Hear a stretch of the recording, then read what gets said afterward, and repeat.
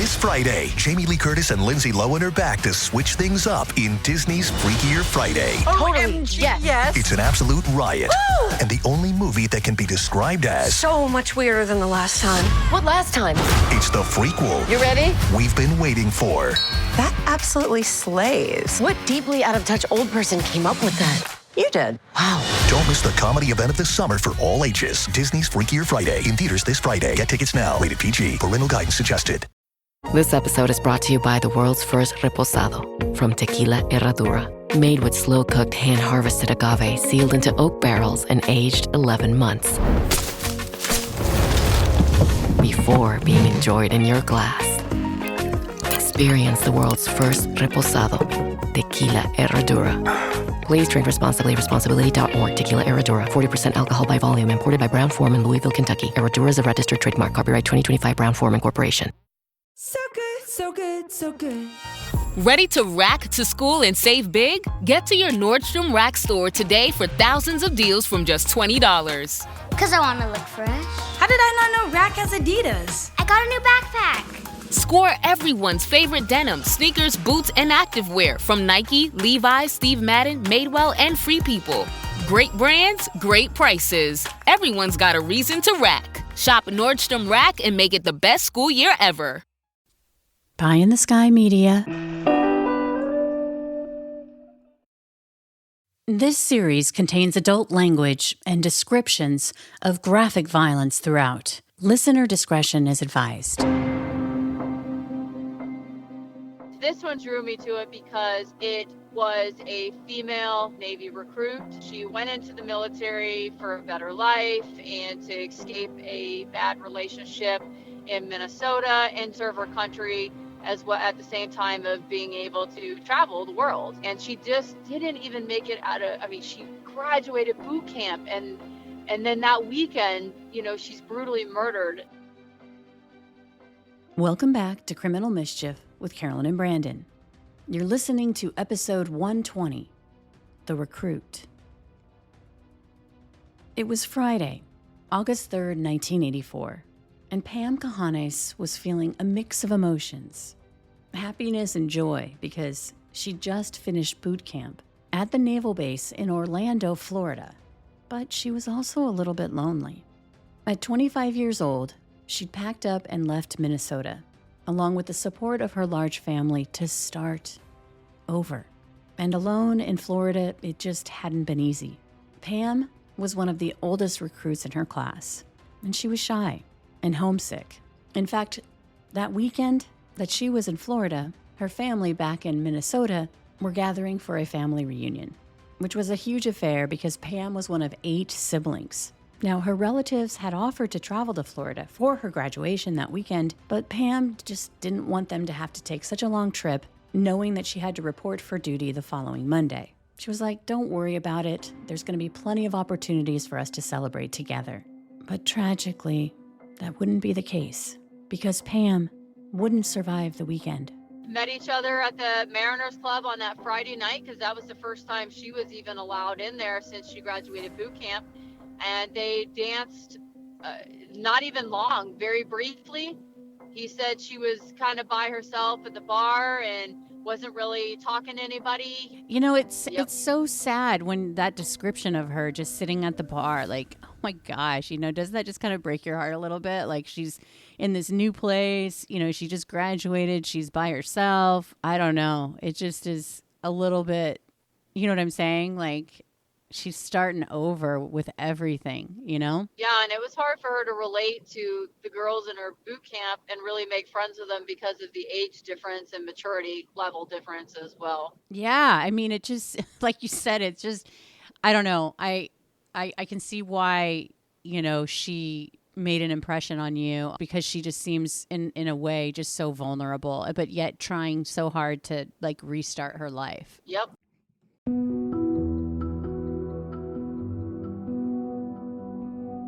It would take more than 30 years and a dedicated cold case team to crack the case, which included Florida Special Agent Jen Spears. Now, Jen was a little kid when Pam Cajanes was murdered, but from a very young age, she always knew what she wanted to do when she grew up. Ever since I was a little girl, I knew I always wanted to be a cop.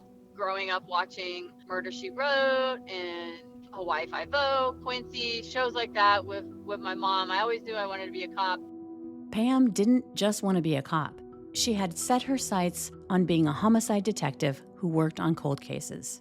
I would want somebody to put that same amount of work into one of my loved ones' cases. So to us, it's not work. It's our duty. It's what I hate to even say what we signed up for. You feel an obligation. You feel a connection to these victims. You end up feeling like you're part of their family before you're even so deep into the case that you know everything about the person. You already feel like you're part of this because you're talking with the family. You're talking with past people that knew her. You're talking with people that worked with her, or knew her from before she went into the military. And so you feel like, man, this is my friend and I need to solve her case. And truly, it was my honor to even be asked to be a part of this investigation. Part of the reason this case resonated with Jen so much from the very beginning was that she had been fortunate enough to survive essentially law enforcement's own version of boot camp, basic training. She'd even been singled out for a special assignment before her graduation. Once I got into, I would say high school age, I knew I wanted to work homicide and cold case investigations. And so when I was 22, I went into the police academy down here in Florida, and I got recruited halfway throughout the academy to go undercover in high school as a student. And so that's kind of how my career in law enforcement started, was undercover. Now, at this point in the interview, I had to pause. Because being recruited at 22 to go undercover as a high school student for an entire school year has literally nothing to do with this case. But I just had to know more. You had to stay and roll, all day. And then there was, some after hours things and stuff too. But, and then when you leave there at the end of the day, you switch roles back into your home life and, your real identity, if you will. So you didn't have to do homework, right? I did not do homework. Okay, good. Okay. So did you have a hard time becoming friends with these young, teenagers and then having to turn them in? I mean, there must have been a lot of drugs going on in these high schools if they were that committed to having an undercover officer there undercover for a year. I think there's a lot of drugs going on in schools all over the country, sadly. So, the agency made the effort to kind of help combat that and send a message, which is still talked about to this day in schools, that they had an undercover person in here. So we got to be careful. You don't know who to trust.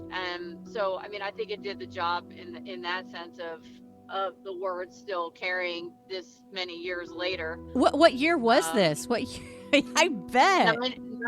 99, 2000. So they had no idea it was you. No, they had no idea until the end of the school year, when everybody was brought into one area of the school and it was shut down and everybody was arrested. And then it's kind of like they're putting two and two together, who's not here? And they figured it out pretty quickly that it was me. How did you feel? I was conflicted, but at the end of the day, I was there to do a job, and hopefully my thought was that these kids kind of turn their lives around and have a positive, a drug-free life moving forward. After this big high school bust, Jen went on to pay her dues as a regular cop. Couple years on road patrol, went into financial crimes for a couple years, and then 2005 is when I went into major crimes and worked all violent crimes to include homicides and cold cases, and quickly realized cold cases was kind of going to be where my passion was at. It was around 2009 that Jen learned about the Pamela Cajanes case, which at the time was being investigated by Bob Janes, a detective on her squad. He was working the Pamela Cajanes case already for several years at the time. And so I kind of got interested in it, just kind of asked him what was going on with the case and stuff like that. That's when Jen learned the details of Pam's murder back in August of 1984, how she'd moved from Minnesota to start basic training in Florida. Well, she was one of 8 kids. She grew up on a small family-owned farm in Stillwater, Minnesota. And from everything that I've been told from her family, it was a good home life. And I mean, she was very well loved and respected by her family. They were very proud of her and very proud of the fact that she went into the military to serve her country and supported her choice of doing that. Life in Florida hadn't been easy for Pam. And I had to give her credit because most people that go into the military are 17, 18, 19 years old. And she went in, a little later in life and was the oldest one in the academy. And I know she met with, obstacles in that sense of being the oldest one in there and not being really able to relate to the younger girls and whatnot. But I had to give her credit for kind of starting over already in, the mid-20s, you're starting your life over in a sense. Part of her decision to join the Navy was to break free from a toxic relationship. It was a relationship that was just always putting her down and not letting her, kind of holding her back from leaving the small town life and doing anything. And it was one of those relationships that just kept sucking her back in. You just go back to the same person realizing it's not a good relationship for you because they're tearing you down all the time. And so she felt that in order to leave this relationship, I got to leave this small town. I got to leave Minnesota. So Pam goes through this grueling 6-week basic training. That weekend that she graduated boot camp, they were having a family reunion back home in Minnesota, and she decided not to go home that weekend because it's like, it's only a weekend and I'm, going to be starting my next schooling on the Monday. So I'll just come home after the next schooling graduation. And then the family was talking about coming to her graduation. And she said, no, that's fine. Don't worry about that. There'll be bigger graduations you guys can come to. And I have to get right back to work on Monday. So, that still kind of tears at me. Because it's like, what if you would have decided, if you would have decided to go home for that weekend, or if you would have let your family come for the weekend, we wouldn't be having this conversation. It was early Sunday morning, around 7 a.m. in Sanford, Florida, which is about 30 minutes north of Orlando. A man was driving through a neighborhood on his way to work. He abruptly stopped in front of a dilapidated home that was situated on a corner lot. From behind the wheel, he narrowed his eyes, focusing in on something in the side yard. It appeared to be a woman who was slumped over, almost as if she were kneeling in prayer, but it was hard to tell because the grass in the yard was so overgrown. Yeah, she was by that tree, just in the side yard. So as the gentleman turned the corner to go to work, he caught a glimpse of her. Concerned, the man parked his car and began walking toward the woman. He thought she might need medical attention. Sunday morning, about 7:30 in the morning, she was found by a gentleman driving to work in Sanford, Florida, in a yard, just dressed in her underwear. He could tell from walking up to her that it appeared she was most likely deceased and went home and called law enforcement, who responded to the scene, and the investigation kind of started from there. Near the body, investigators discovered what appeared to be the victim's clothing, which had been balled up and tossed around her in clumps, like garbage. She had been wearing a uniform. Her shirt had the insignia of the U.S. Navy, as did her cap. Pretty quickly, the scene told investigators a story. It was believed that she was killed somewhere else and intentionally brought to this derelict property with a large, overgrown yard. There was no driveway, but based on the tire treads in the grass, it appeared that the killer had rolled up over the grass and onto the yard, stopped long enough to pull Pam out of the car, dumped her body by the tree, and then threw out her clothes and some shopping bags before getting back into his vehicle and driving off.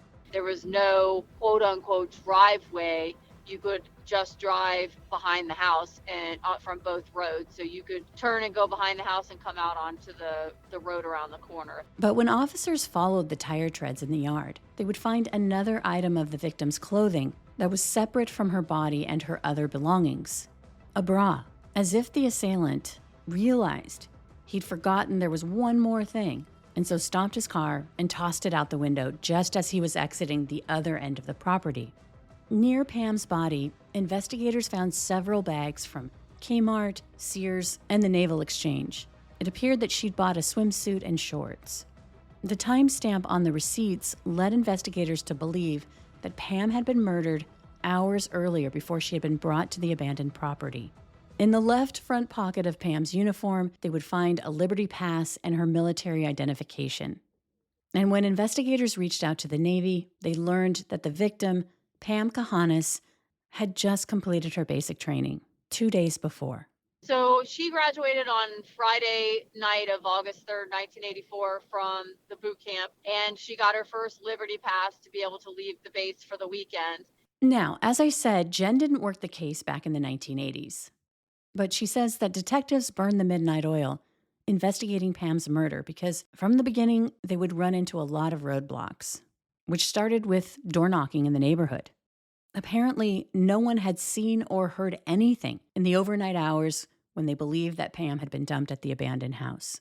It seemed that the killer had only been in the neighborhood long enough to pull onto the property, dump the body, throw out her belongings, and then quietly drive out of there, which led them to believe that it wasn't an accident that he had chosen that specific property, which at the time was in a rural area, and that home had been vacant for a long time. So I'm looking at a photo. It looks like she was found near a vacant home in unincorporated Sanford, Florida. And it looks like it's just a really creepy looking place. Do you know what I'm talking about? It's like this old abandoned house that looks about like it's about ready to fall over and it's overgrown and just, you know, she was basically dumped there, right? Yeah, it was in probate for a long time. So the house had been abandoned for a while, and it was dilapidated and fallen apart. And then she was just literally just discarded like a piece of trash. And that house was like off the beaten path. Like you had to know that area, in my opinion,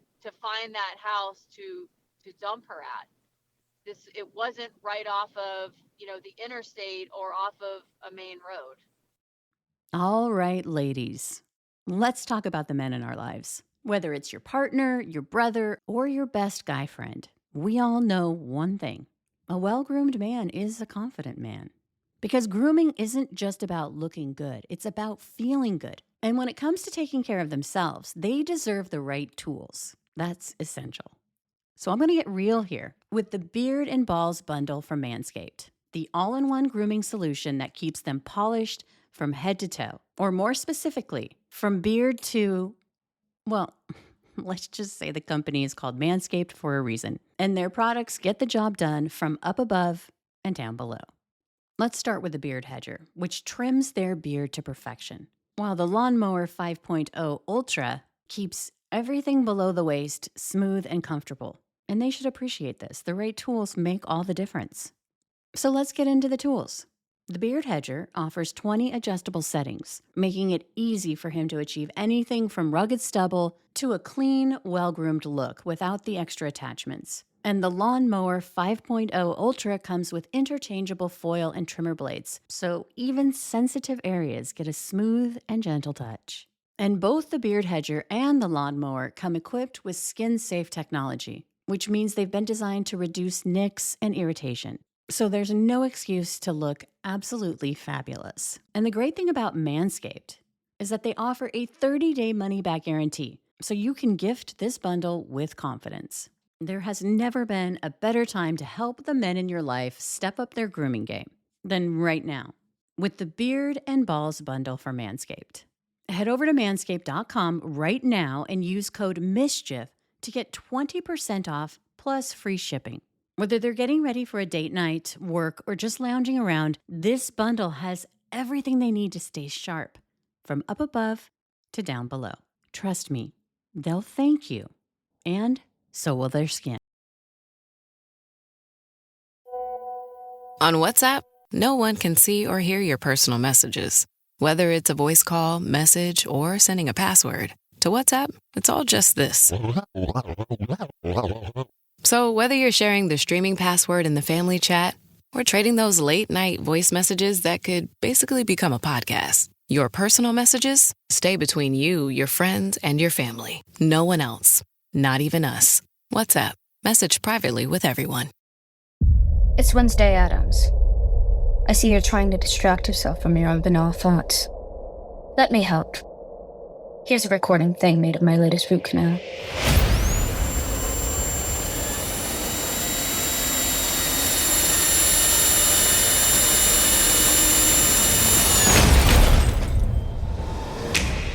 Wednesday Season 2 is now playing, only on Netflix.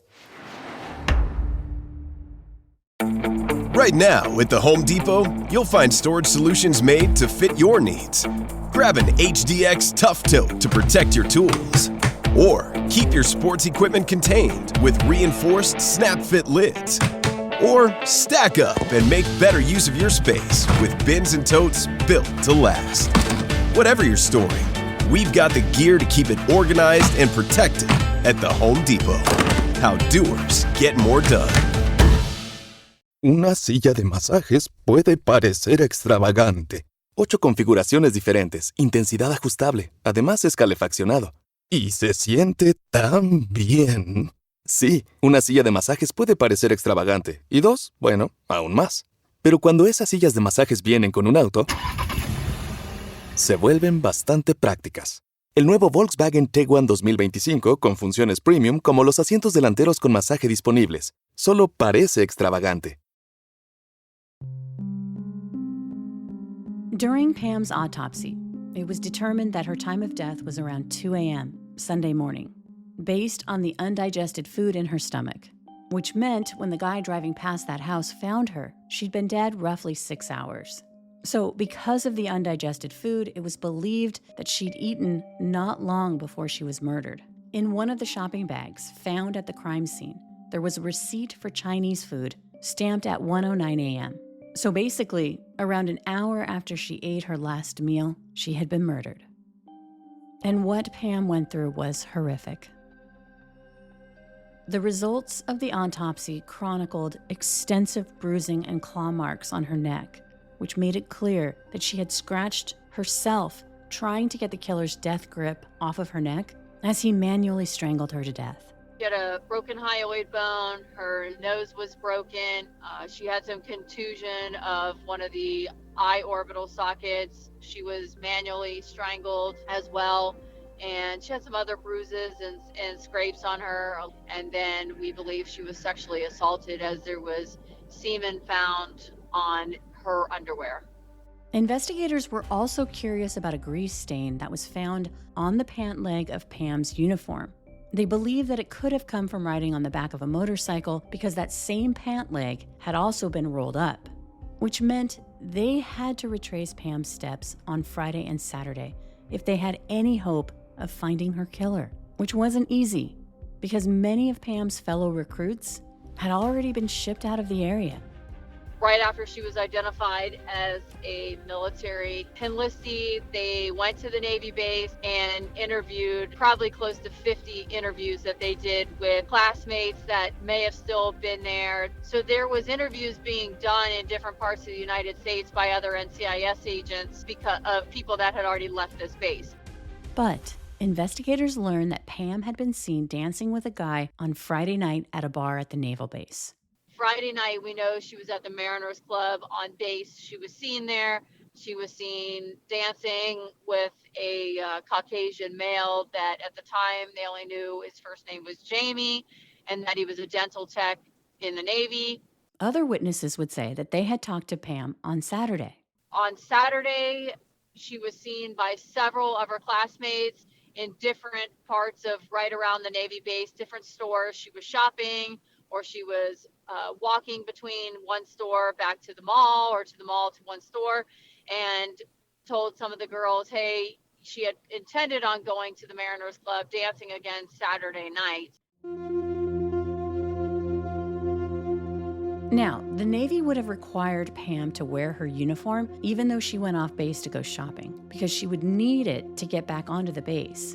And it was very common for the military personnel to just walk to these stores and malls, especially because until they're considered, until they've gone through boot camp, they're not even allowed to have a vehicle there. So everything's pretty much they're doing walkable, they're walking anyway.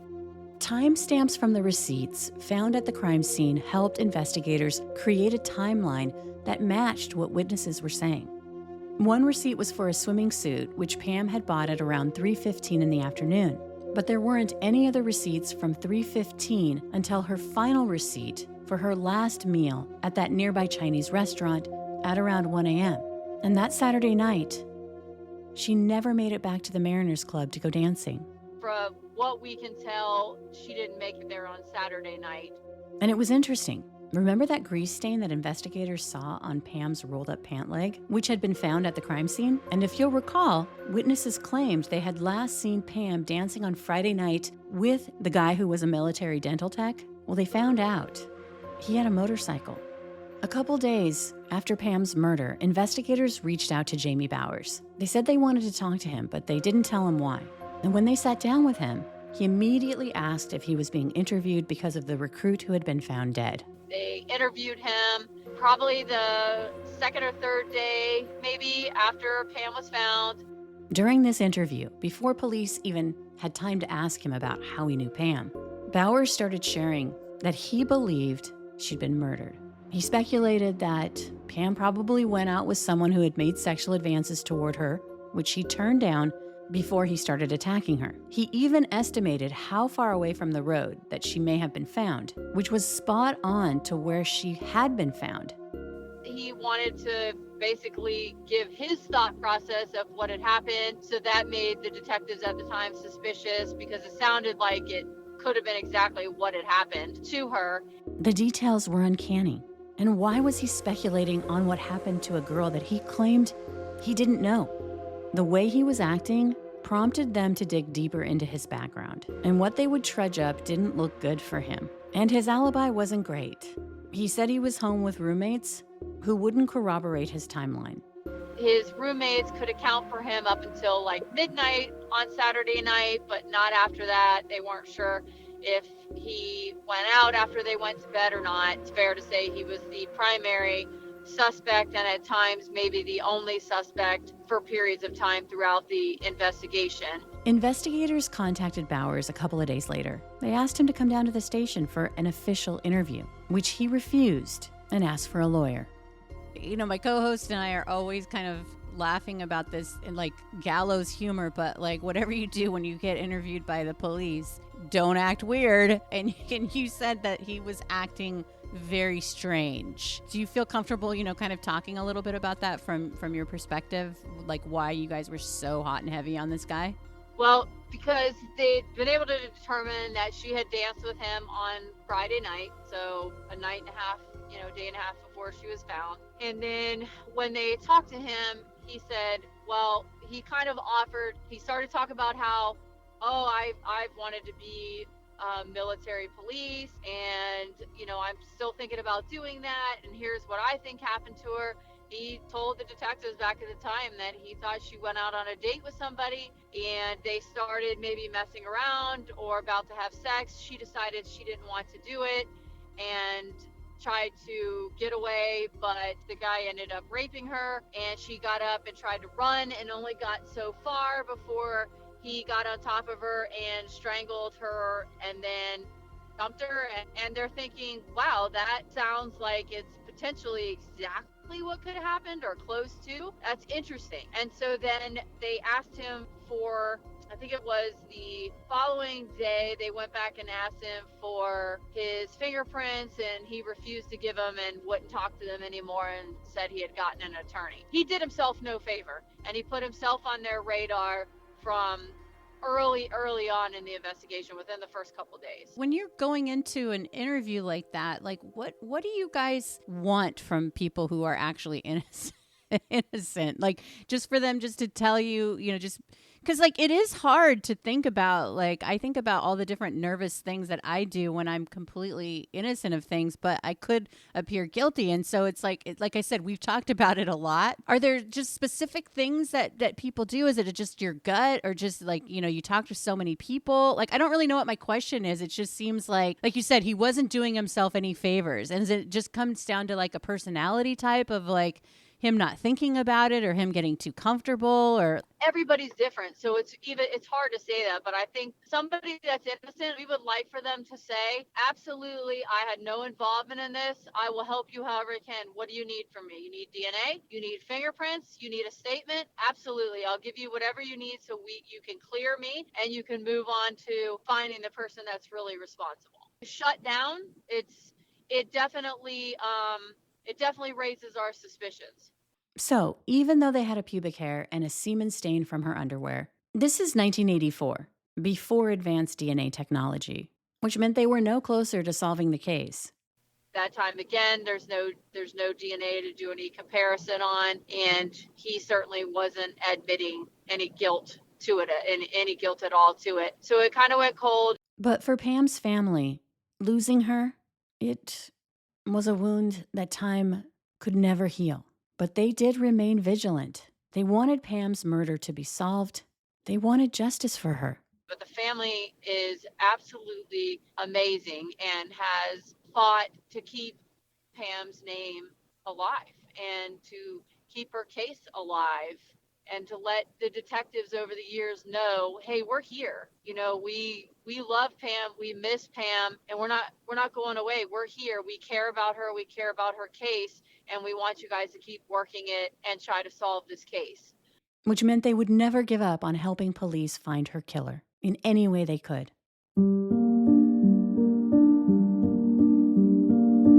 In 1995, investigators cracked open Pam's case, specifically taking a look at the physical evidence, because by then, DNA technology had improved. And when they submitted the semen sample found in her underwear, they were able to get a partial profile of the suspect. And the pubic hair that had been found on her shoulder was also sent to the lab for testing. There had been a suspected pubic hair found on her shoulder that they sent for testing, and the person that did the analysis said it was Caucasian pubic hair, dissimilar to that of Pamela. And so they thought, well, okay, now we have this, so let's pick back up and let's put Jamie back on our radar and let's go talk to him in South Carolina, see if we can get a statement from him and see if we can get his DNA or anything to help move this investigation forward. So they went out of state to re-interview Jamie Bowers, and this time he was more receptive. He would talk about how he'd met Pam just one time, and he was still adamant that he had nothing to do with her murder. Never knew each other, met each other at the Mariners Club on that Friday night because that was the first time she was even allowed in there since she graduated boot camp. And they danced not even long, very briefly. He said she was kind of by herself at the bar and wasn't really talking to anybody. He felt compelled to talk to her, ask her how she was doing, see if she wanted to dance. And then he ended up giving her a ride back to her barracks on his motorcycle that night so she didn't have to walk back. And from what we understand, there was no prior communication or meetup between the two. They met together that night at the Mariners Club for the first time. And they didn't hook up or kiss or anything. It was just like they danced, they talked, and then he just brought her home and that was it. That's it. If Bowers' description of Pam was true, it did give some insight into how alone she was, and yet how hard she was trying to build a new life for herself, despite these obstacles. You know, it's so sad when that description of her just sitting at the bar, like, oh my gosh, you know, doesn't that just kind of break your heart a little bit? Like she's in this new place, you know, she just graduated, she's by herself. I don't know. It just is a little bit, she's starting over with everything. Yeah, and it was hard for her to relate to the girls in her boot camp and really make friends with them because of the age difference and maturity level difference as well. Yeah, I mean, it just, like you said, it's just, I don't know. I can see why, you know, she made an impression on you, although, of course, all the cold cases do, just because she just seems, in a way, just so vulnerable, but yet trying so hard to, like, restart her life. You know? Yep. When they interviewed Bowers, not only would he give more information about his connection to Pam, but he also provided samples. He agrees to go with them to the hospital where he gives pubic hair samples as well as blood. And that was about it. They took his statement, took his blood, pubic hair, and went back to Florida with that. in order to see if they can do a one-on-one comparison to determine if the unknown DNA profile that was on her underwear was a match to Jamie Bowers. And was it? It was not. At this point, Jamie Bowers had been their prime suspect for more than 10 years. But even though his DNA was not a match for the biological samples, and despite there not being a shred of physical evidence tying Jamie Bowers to Pam's murder, investigators were still convinced that he had somehow played a part in her murder. Still very much top of the suspect list even after that comparison was made. Because, like, maybe you're thinking there were two people. Right. Now, I was surprised to hear this. I felt like I was missing something. You have this forensic evidence. You have this semen in the underwear, and you have this pubic hair, but like she could have had consensual sex and had the semen in her underwear, right? Like is that why Jamie is still and just because of the way that he's acted, that's why you can't rule him out? Because, talk to me a little bit about that, because, just because you have physical evidence doesn't mean that the person who left that semen is the person. So during the interviews back in the beginning, back in 84 and 85, and then again in the 90s when they're interviewing different people that knew Jamie Bowers as well as all the guys that he lived with, there was rumors that these guys would bring women in and, for a lack of a better term, this is their term, they would run a train on them. And they would take turns having sex with these women, and that this was a frequent thing in this house where all these guys lived. So the thought was, okay, well, if he's not the one that left the pubic hair on her, maybe one of his other roommates did, or maybe this was a big party and somebody else left it there, but we still think Jamie's involved because of his odd behavior from day one when he got interviewed and his perception of what had happened. Even though Jamie Bowers is still at the top of their list, without any physical evidence linking him to the case, and because they only have a partial profile from the biological sample found in her underwear, they don't have anything to move forward with. So the case goes cold again. Until around 2010, when Jen starts helping with the investigation. By this time, they had a full profile of the semen and the DNA under her fingernails. It was put into the National DNA Database, which is called CODIS. It did not match anybody that was in there, so now we're on a mission to find out whose DNA this is. Which meant they poured through the case files to find connections, just anything that could lead them to potential suspects or persons of interest that they could collect DNA samples from. And they started putting together a theory based on what they knew about Jamie Bowers. Through witness interviews, they'd learned that it was very common for male dental techs to troll graduating recruits. It was a habit for the male dental techs to basically stand there when these women are graduating and being like, hey, we know you've been cooped up here for months without being able to get off the base, and no alcohol and no fun and no sex, and we're here to offer all of that to you, and would take these women out. So they started focusing on the dental techs from early on in the first place. But Orlando was the it was the training school for the dental techs, so there was a lot of dental techs. I think over 200 dental techs in Orlando at the time, in training in 3 different areas of the base that they were housed in and that they were working. But because of that, let's start taking DNA from all the male dental techs.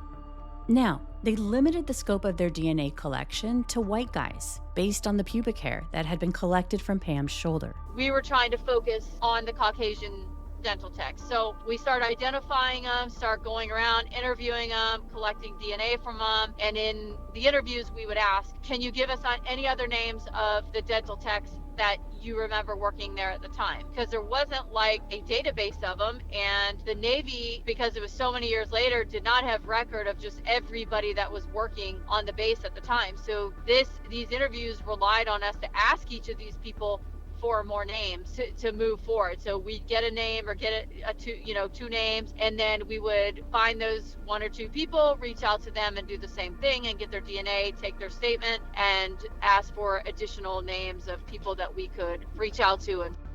Meantime, Jen is working every angle, poring over the case file for any details to follow up on, and looking at any new technology opportunities to help them find the killer. I think it was like 2015, a new technique called Snapshot by Parabon Nanolabs, and they could basically take the DNA and try to give you a representation of what your suspect looks like, right? To face shape and skin color and the tone, and do they have freckles? How about your hair color, your eye color? And as we were hearing about this, we were reached out by the military's lab in Atlanta saying, hey, why don't you guys talk to this Dr. Colleen Fitzpatrick with Identifinders, talk to her, and she can take the YSTR from your DNA profile and maybe give you a surname or maybe an area at least of where the suspect came from. And I was like, okay, I'll bite. It's something new, I'll bite. And so she just happened to be doing a talk in Orlando, and BJ and I went and watched her talk. We met with her, we talked to her. I will tell you that to this day, I will tell you, I don't understand. This woman is so passionate about what she does. And I will tell you, she's probably the smartest person I know. I feel dumber. The more she talks, I feel dumber. But she's talking, and I can't even remember. I can't even tell you everything she said, but she gave us hope that she could maybe help us get this case moving forward.